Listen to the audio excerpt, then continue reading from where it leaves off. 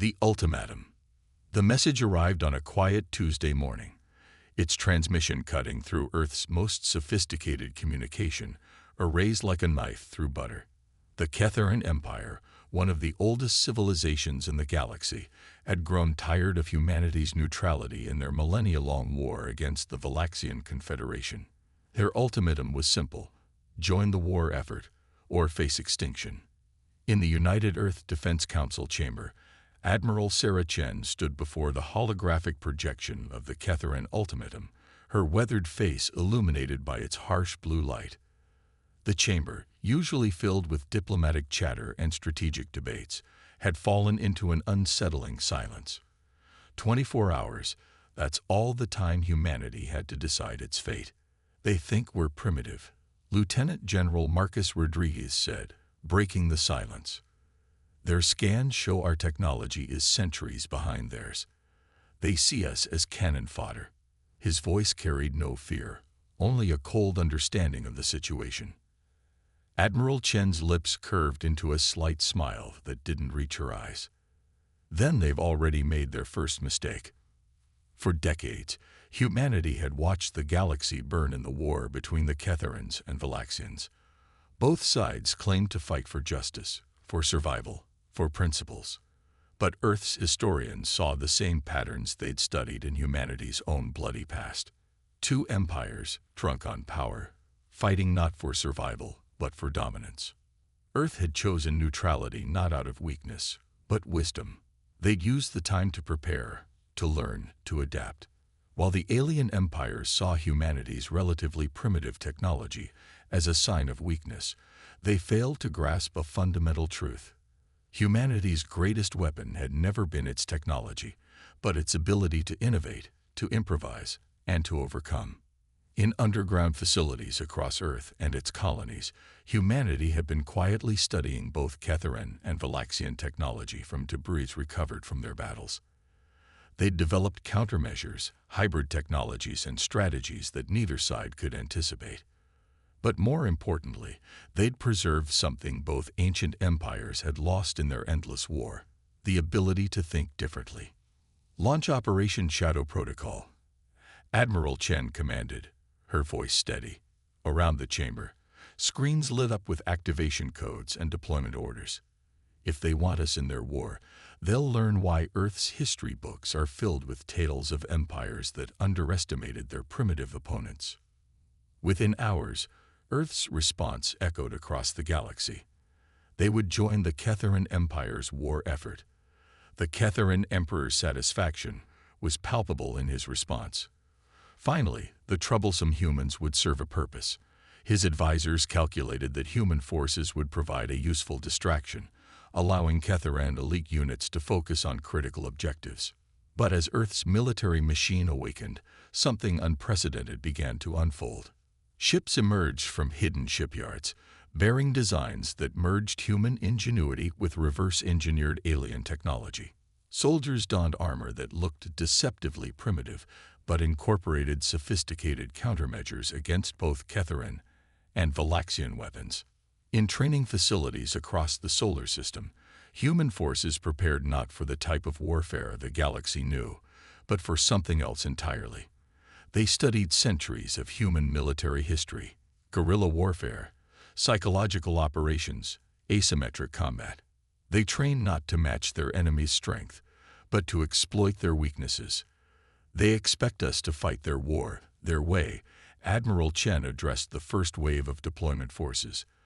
They expect us to be predictable, manageable, expendable.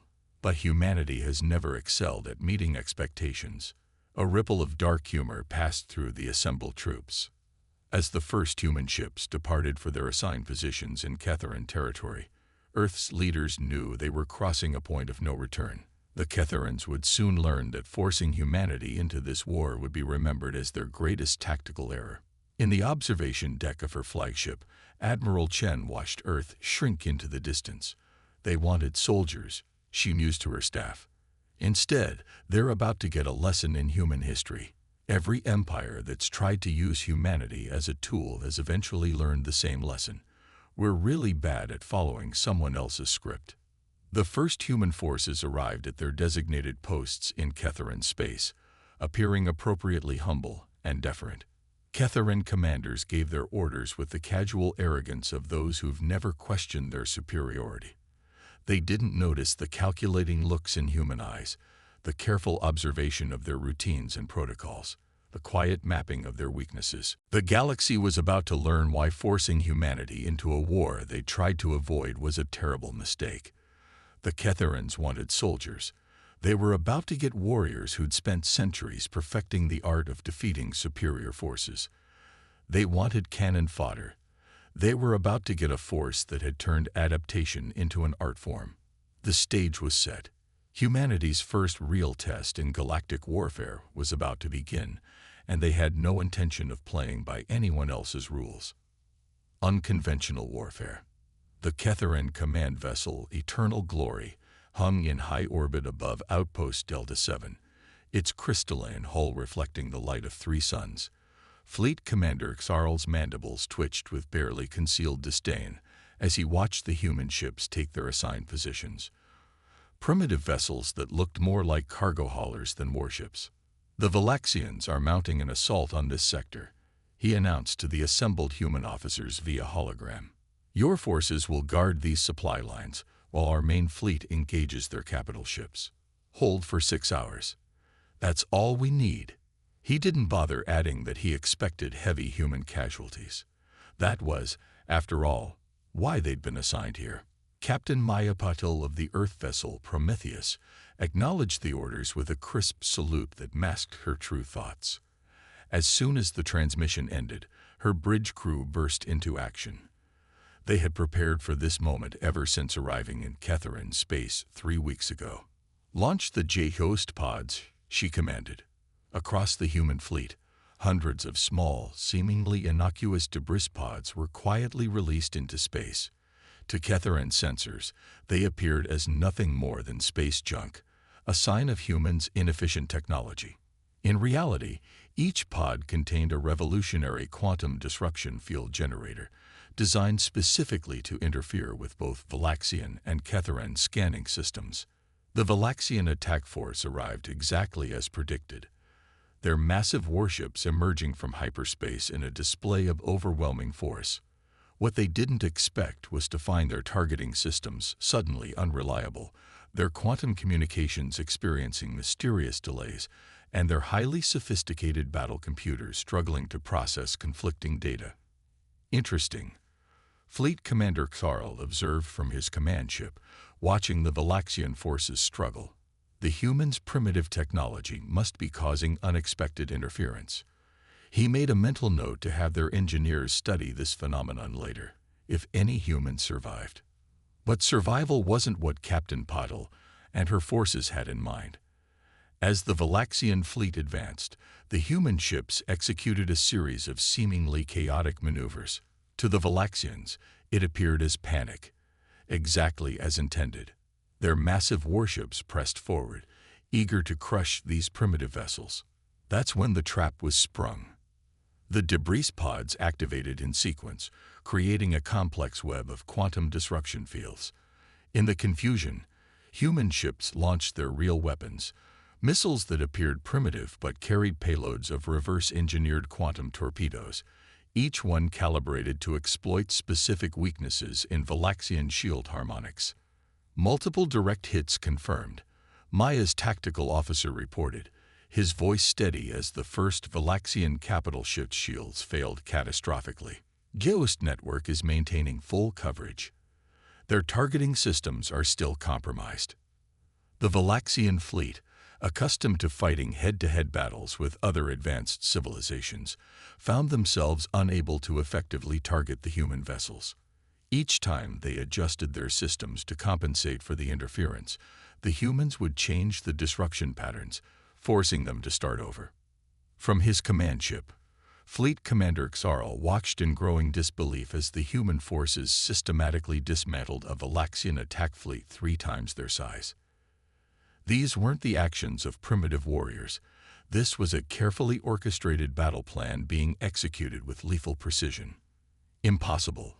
he whispered as another Valaxian warship's quantum core went critical. The humans weren't just surviving. They were winning, using tactics unlike anything seen in the last 1,000 years of galactic warfare. Maya allowed herself a grim smile as she watched the Valaxian fleet begin to retreat. Send word to Admiral Chen. Operation Trojan Horse was a success. The Valaxians took the bait, and the Ketherans saw exactly what we wanted them to see.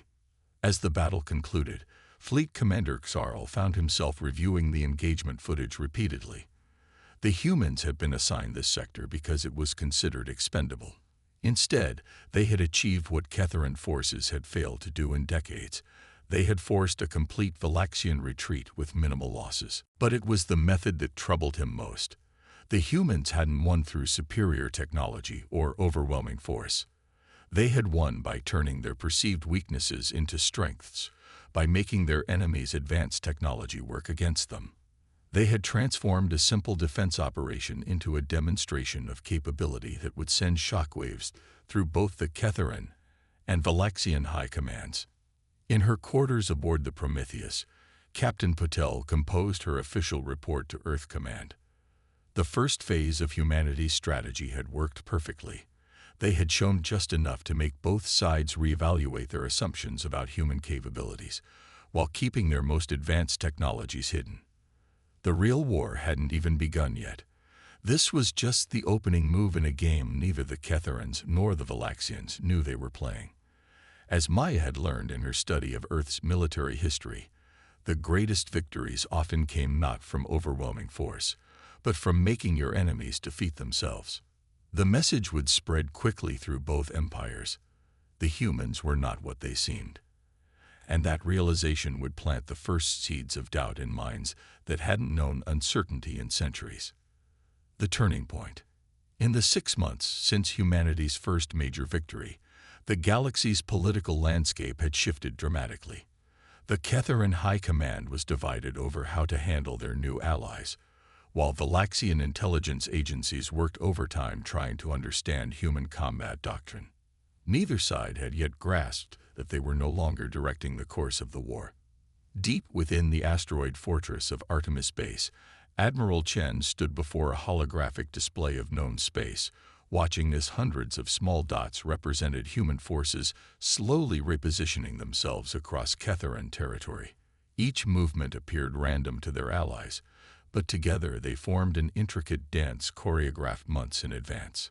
The Ketherans have approved our request to reinforce the Helios sector, Colonel James Harper reported, his scared face reflected in the holographic light. They think we're running scared after the Valaxian counterattack on Outpost Sigma. And the Valaxians? Chen asked, though she already knew the answer. Took the bait completely. Their fleet movements suggest they're planning a major offensive through the sector, exactly as we predicted. They think they've found our weakness. Chen nodded, allowing herself a moment of satisfaction. The Valaxian counterattack on Outpost Sigma had been costly in human lives, but it had served its purpose. Both sides still believed they were the ones manipulating events. Meanwhile, humanity's true advantage was growing stronger each day. While the Ketherans and Valaxians relied on their traditional quantum-based technologies, human scientists had been developing something entirely different. They called it the Nexus Protocol, a hybrid system that combined Earth's primitive digital technology with reversed engineered quantum systems in ways neither alien race had thought possible. In orbit around Saturn, humanity's secret shipyards were producing vessels that would change the face of warfare. They appeared to use standard Ketheran-provided technology, but hidden beneath the surface was an integration of systems that made them far more adaptable and resilient than anything in the galaxy. The real genius of the Nexus Protocol wasn't its raw power, it was its unpredictability. The alien races had spent millennia perfecting their quantum technology, making it more sophisticated and powerful. But they'd also made it predictable to anyone who understood its underlying principles. Human engineers had taken a different approach, creating systems that could shift between quantum and digital states in patterns that appeared chaotic, but were precisely calculated. Launch Phase 3, Chen commanded. Across human space, encrypted commands went out to every ship and base. The pieces were finally in position. The Valaxian offensive, when it came, was massive. Their fleet emerged from hyperspace in the Helios sector, expecting to find scattered human forces they could overwhelm with superior numbers. Instead, they found themselves caught in humanity's most elaborate trap yet. The human ships, positioned across multiple systems, activated their Nexus protocols simultaneously. The effect on Valaxian systems was catastrophic.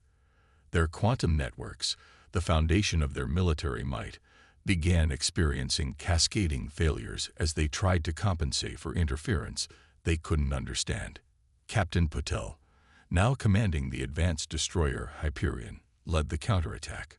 Her ship danced through the chaos, its hybrid systems adapting faster than the Valaxians could respond. Exploit them, turning the Valaxians' own energy emissions into weapons against them. But the true masterstroke wasn't the technology, it was the message it sent. As the battle unfolded, Catharan observers watched in growing alarm as human forces demonstrated capabilities far beyond what should have been possible with their level of technology. The seeds of doubt planted months ago began to bloom into full-blown paranoia. In the aftermath of the battle, the Catharan Empire faced an uncomfortable question. Had they inadvertently helped create a new superpower? The humans they'd intended to use as cannon fodder were now controlling major sectors of space, using technologies that defied conventional understanding. Admiral Chen received the reports of victory with grim satisfaction. The Valaxian offensive had been shattered, but more importantly, the balance of power had shifted. Both sides now faced the reality that humanity was no longer a pawn in their game. They had become players. "Send word to Earth," she ordered. "Operation Phoenix is proceeding as planned." The Catharans are beginning to recognize their mistake, and the Valaxians are realizing that their understanding of warfare may be outdated. In her private logs, Chen recorded her thoughts on the day's events. "Today marks the point where we stop reacting and start directing. The galaxy's ancient powers are about to learn why Earth's history is filled with stories of empires that fell not to superior force, but to opponents they never truly understood until it was too late." The Nexus Protocol was just the beginning. Humanity had spent centuries perfecting the art of asymmetric warfare, of turning enemies' strengths against them. Now they were applying those lessons on a galactic scale, and neither the Catharans nor the Valaxians had the cultural framework to understand what was happening until it was too late. The turning point had arrived, but only humanity knew it. The galaxy's balance of power wasn't just shifting, it was being fundamentally reimagined by a species that both ancient powers had gravely underestimated. Breaking point. The Catharan Imperial Palace, a structure that had stood for 10,000 years, echoed with sounds it had never known before: argument and dissent. The Imperial Council, once unified in its supreme confidence, had devolved into competing factions. At the center of their discord was a single question: what to do about the humans? High Commander Vanix, his crystalline exoskeleton dulled with stress, faced the Imperial Council. "We must act now, before they grow any stronger. The humans are no longer following our strategic directives. They're operating independently, expanding their influence across our territories, and risk pushing them toward the Valaxians." Archinmira's neural filaments pulsed with agitation. "We've all seen the reports. 3 more Valaxian battle groups annihilated last week alone. The humans are the only reason we're winning this war." Neither leader noticed the slight smile on the face of the human diplomatic observer in the corner. Sarah Chen, now an ambassador as well as admiral, had been invited to these sessions as a courtesy. In reality, her presence was carefully calculated to heighten the Catharans' internal tensions. Meanwhile, across the galaxy, the Valaxian Confederation was experiencing its own crisis. Grand Admiral Zexlor, Supreme Commander of the Valaxian Fleet, reviewed the latest battle footage with growing dread. The humans weren't just defeating Valaxian forces, they were doing it in ways that made no tactical sense, using strategies that seemed to defy the laws of physics themselves. "They're testing us," he realized, mandibles clicking in agitation. Every battle reveals a different capability, a new tactic, but they're never showing everything at once. "We're not fighting a war. We're being studied." His aide, young for a Valaxian, dared to speak. "Perhaps we should consider their recent diplomatic overtures. They've offered to mediate." "Mediate?" Zexlor erupted. "They're the ones who sided with the Ketherans. They're the enemy." "Are they?" The aide's question hung in the air. "They joined the Ketherans because they were threatened. But since then, have they actually acted like Ketheran allies, or are they playing a different game entirely?" On Earth, in the depths of the Strategic Command Center, Maya Patel, now promoted to Admiral, reviewed the intelligence reports with satisfaction. The psychological warfare campaign was working better than they'd hoped.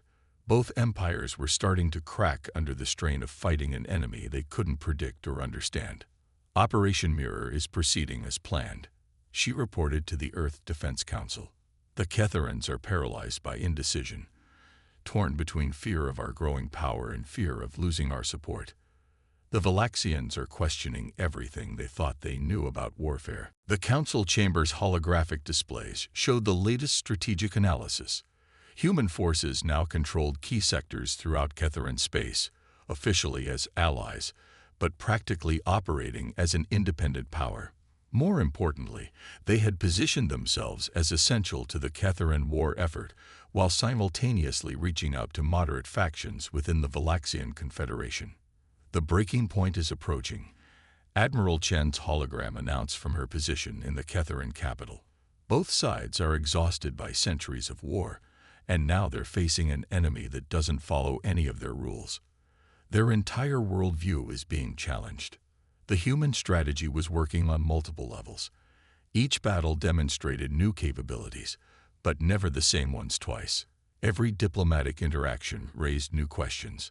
The aliens' quantum-based surveillance systems, once thought infallible, proved useless against human hybrid technology that shifted between quantum and digital states in unpredictable patterns. But the true masterstroke was cultural. Humanity had studied both civilizations extensively before being drawn into the war. The Ketherans, with their rigid hierarchical society, were struggling to adapt to human unpredictability. The Valaxians, despite their more flexible social structure, couldn't comprehend an enemy that didn't seek to match their technological sophistication.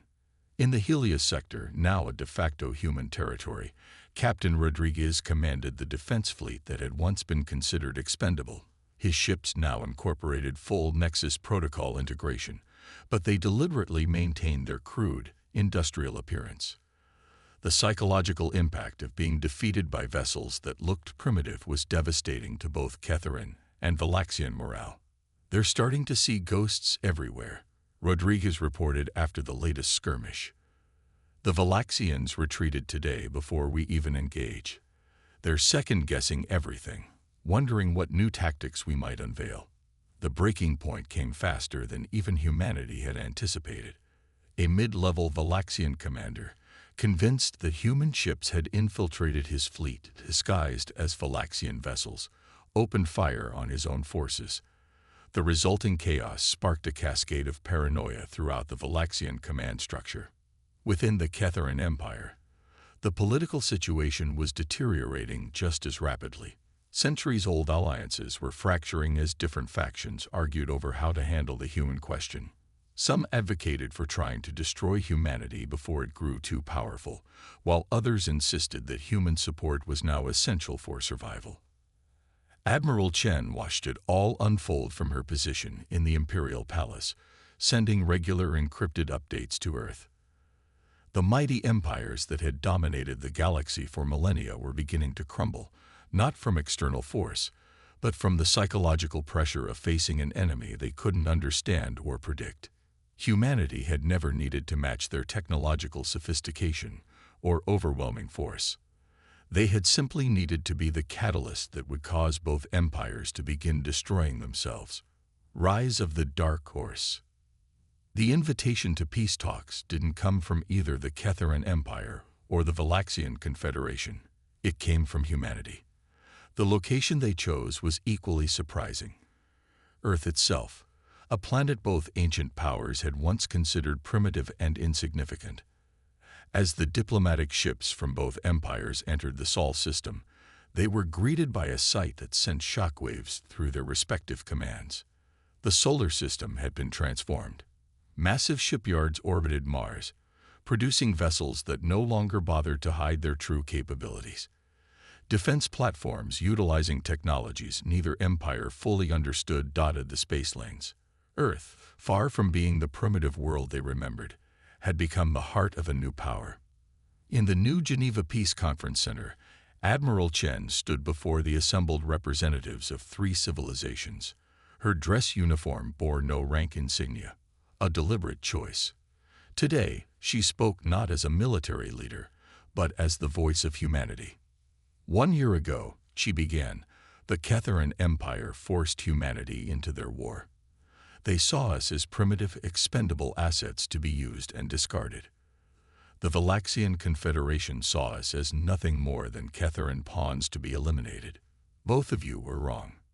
The holographic displays around the chamber activated, showing battle footage that neither empire had seen before. It revealed the full extent of human capabilities, technologies that merged quantum and digital systems in ways their scientists had deemed impossible, tactics that had been carefully hidden until now. And if we refuse? A young Ketharan noble dared to ask. Chen's expression remained neutral. Then we stop holding back. Everything you've seen from us so far has been carefully measured, designed to guide you toward this moment. Ask yourselves, if this is what we've shown you when we're being restrained, what are we capable of when we're not? The silence that followed was deafening. In less than 2 years, humanity had gone from being perceived as primitive newcomers to holding the fate of the galaxy's oldest civilizations in their hands. And they had done it not through overwhelming force or superior technology, but through a deeper understanding of how to wage war on every level: military, psychological, and political. As the peace accords were signed, Admiral Chen made one final entry in her personal log. They forced us into their war, thinking they were drafting cannon fodder. Instead, they caused their own downfall by awakening something they weren't prepared to face, a species that had spent its entire history learning how to defeat superior forces. Today marks the beginning of a new era in galactic history, one shaped not by the oldest or most advanced civilizations, but by those who best understand the true nature of power. The human fleet began its patrol of the newly established peace zones, their ships still bearing their deliberately primitive appearance. It would be years before either the Ketharans or Valaxians realized that humanity's greatest victory wasn't defeating them in battle. It was convincing them that they had only seen a fraction of Earth's true capabilities. The galaxy had learned a costly lesson. There are two types of species in the universe: those who start wars and those who finish them. Humanity, it turned out, was exceptionally good at the latter.